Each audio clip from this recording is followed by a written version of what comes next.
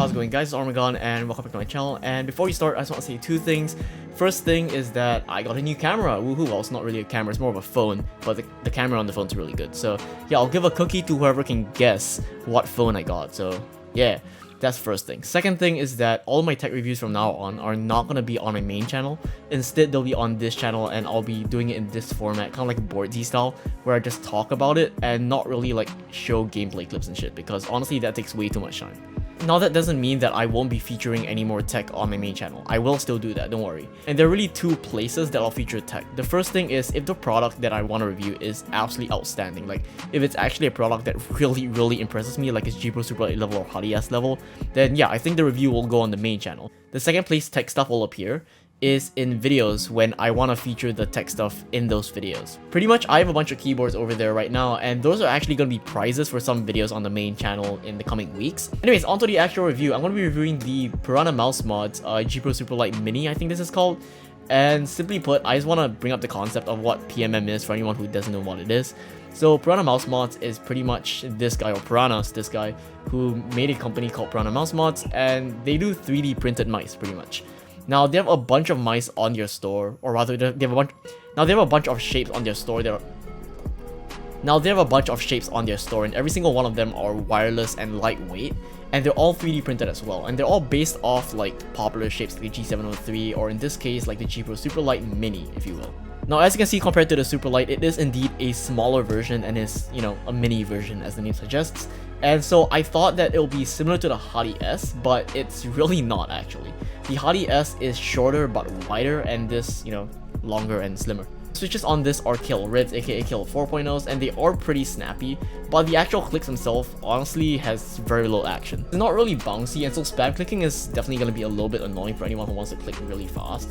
But if you're someone who's like, you know, clicking once every like half second, I think it'll be fine.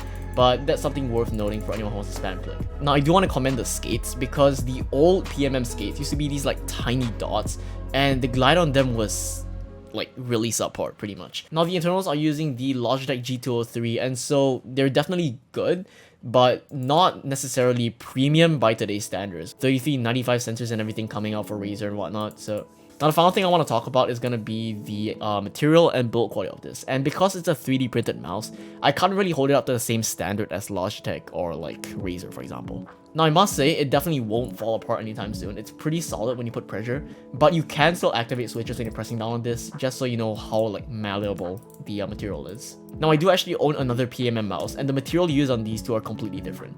This one, which is the old one, it's a lot smoother, but it's definitely a bit flimsier. This one is stronger, but it's rougher.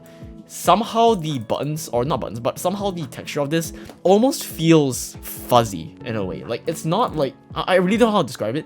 Visually, I can see like, I don't know, like little bumps here and there, but it's not like hairy, but it feels hairy. I really don't know how to explain this. Like, it's like touching sandpaper almost. It's definitely a weird feeling, I'll say. It's not something I'm used to. It's not bad by any means, like, you know, using that's not gonna like rip apart your hand or anything, but it's not something I'm used to. And so if you're getting one of these with this material, it's gonna take a bit of getting used to pretty much. But yeah, that pretty much sums up my review of the PMM G Pro Super Light Mini. And as for whether or not I can recommend this, it's gonna be dependent on who I'm talking to.